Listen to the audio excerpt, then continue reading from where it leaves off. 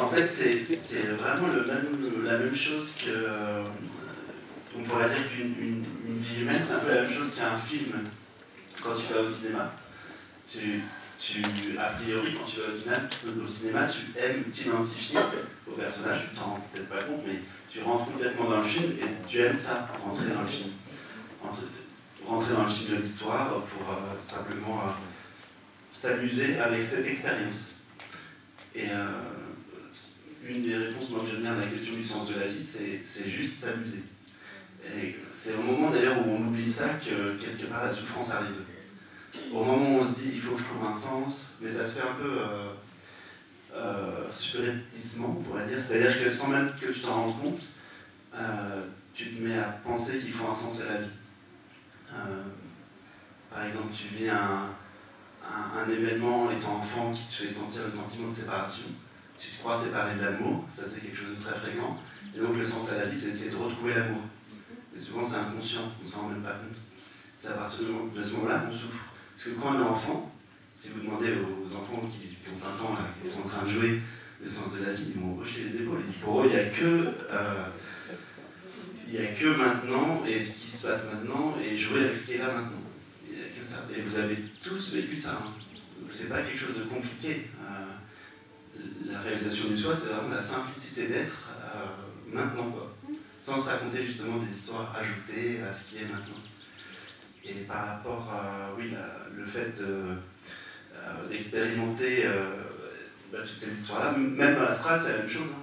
C'est pareil, que tu sois dans un corps astral ou un corps physique, tu peux être dans un corps astral, identifié à ton corps astral et t'amuser avec l'expérience astrale.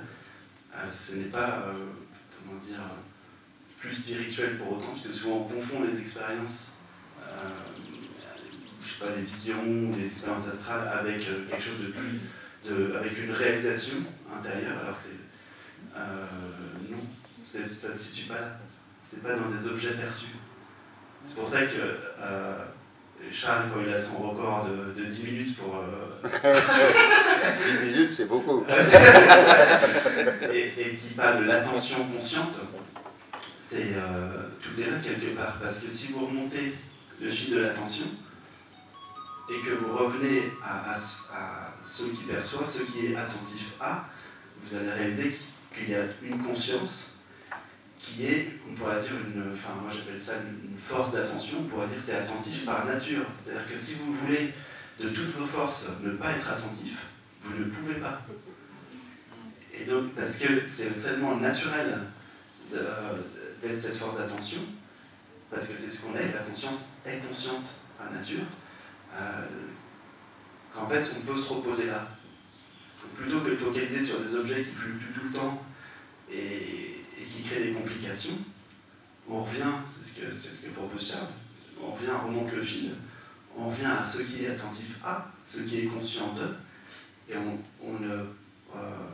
c'est pas qu'on ne repousse pas les objets, on dénigre rien en fait, on rejette rien, c'est pas une question de rejeter. C'est juste une question de revenir à ce qu'on est, simplement.